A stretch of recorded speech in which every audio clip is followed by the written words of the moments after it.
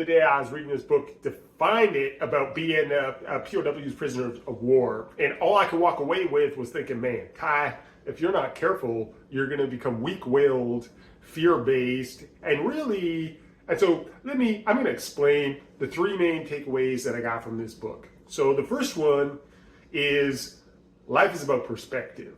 So if you don't want to be weak, and I'm not talking obviously about physical weak, I'm talking about weak in the brain. If you saw the last talk I did, like this big research project they did on billionaires. It's called The Self-Made Billionaire.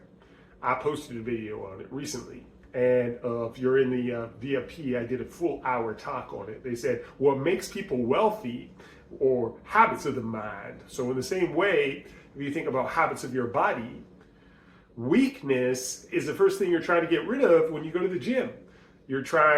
Everything in a gym is to get rid of physical weakness. Well, the problem is you and I live in a world where people are weak-minded and weak-willed.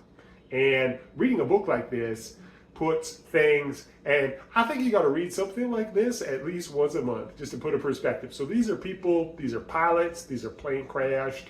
They were put, if you've seen the movies, it was called Hanoi Hilton.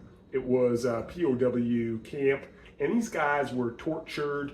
They used to put wrapped ropes around their arms, they basically, if you cut off circulation enough, it causes the body to create some kind of toxicity that creates like hyper pain. In fact, one of the things that POWs were taught in the American military was you're supposed to resist, try to escape. There's this whole code of conduct.